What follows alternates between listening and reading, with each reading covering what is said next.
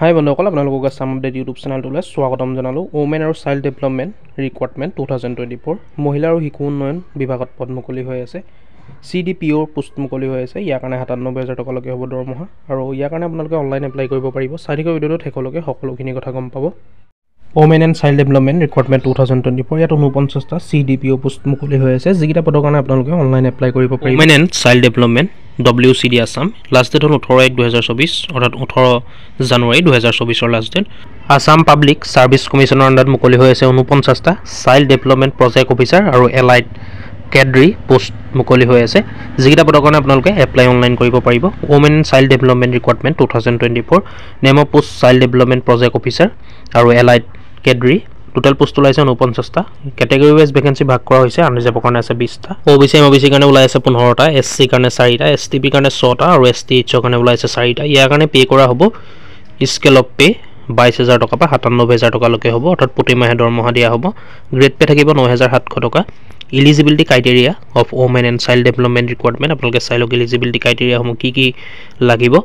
As limit বিচৰা হৈছে 21 বছৰৰ পৰা 38 বছৰৰ ভিতৰত হ'ব লাগিব আপোনালোকে 1/1/2023 আৰু ইয়াৰ কাৰণে এজ ৰিলেক্সেশ্যনো দিয়া হ'ব।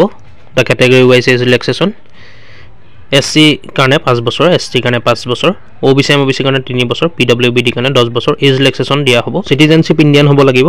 ৰেচিডেণ্টশ্বিপ ইয়াৰ কাৰণে আপোনালোকৰ PRCখন থাকিব লাগিব। পাৰ্মানেণ্ট ৰেচিডেণ্ট অফ আছাম, অৰ্থাৎ অসমৰ স্থায়ী বাসিন্দা হ'ব লাগিব আৰু লগতে আপোনালোকৰ এডুকেশ্যনেল পাৰপছৰ কাৰণে এমপ্লয়মেণ্ট এক্সচেঞ্জ ৰেজিষ্ট্ৰেশ্যন চাৰ্টিফিকেটখন আপোনালোকৰ থাকিব লাগিব প্ৰুফ হিচাপে। ইয়াৰ কাৰণে এডুকেশ্যন কোৱালিফিকেশ্যন কি লাগিব চাই লওক। এডুকেশ্যন কোৱালিফিকেশ্যন বিচৰা হৈছে গ্ৰেজুৱেশ্যন কৰা হ'ব লাগিব, arts science commerce having philosophy, education with philosophy বা ইকনমিক্স ফ্ৰম এ ৰিকগনাইজ ইউনিভাৰ্চিটিৰ পৰা পাছ কৰা হ'ব লাগিব। মানে গ্ৰেজুৱেশ্যন কৰা হ'ব লাগিব আৰ্টছ ছায়েন্স কমাৰ্চ যিকোনো এটা ষ্ট্ৰীমৰ পৰা, লগত ফিল'চফি বা এডুকেশ্যন, লগত ফিজিকলজি, ইকনমিক্স থাকিলেও হ'ব, ৰিকগনাইজ ইউনিভাৰ্চিটিৰ পৰা পাছ কৰা হ'ব লাগিব। নহ'লে আপোনালোকৰ গ্ৰেজুৱেশ্যন কৰা হ'ব লাগিব আৰ্টছ ছায়েন্স কমাৰ্চৰ পৰা যিকোনো এটা ষ্ট্ৰীমৰ পৰা। পোষ্ট গ্ৰেজুৱেশ্যন কৰা হ'ব লাগিব, ডিগ্ৰী বা ডিপ্ল'মা আপোনালোকৰ থাকিব লাগিব। ছ'চিয়েল ৱৰ্কছৰ বা লেবাৰ ছ'চিয়েল ৱেলফেয়াৰ, ছ'চিয়লজি বা এন্থ্ৰপ'লজি, ক্ৰিমিনলজি ৰিকগনাইজ ইউনিভাৰ্চিটিৰ পৰা পাছ কৰা হ'ব লাগিব। বা আপোনালোকে গ্ৰেজুৱেশ্যন কৰা হ'লেও হ'ব child development, home science, nutrition from A recognise university. আপোনালোকে এইকেইটাত গ্ৰেজুৱেশ্যন কৰা হ'লেও হ'ব, আপোনালোকে এপ্লাই কৰিব পাৰিব।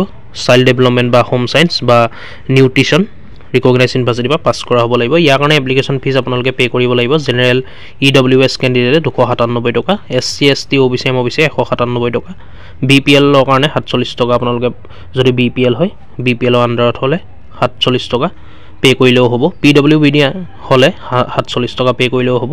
সেইকাৰণে পে'মেণ্টবোৰ অনলাইন, আপোনালোকে অনলাইন পে'মেণ্ট কৰিব পাৰিব। ষ্টাৰ্টিং ডেটটো আছিলে 19 ডিচেম্বৰ 2023 আৰু লাষ্ট ডেট হ'ল 18 জানুৱাৰী, অৰ্থাৎ 2 দিন সময় আছে আপোনালোকৰ হাতত।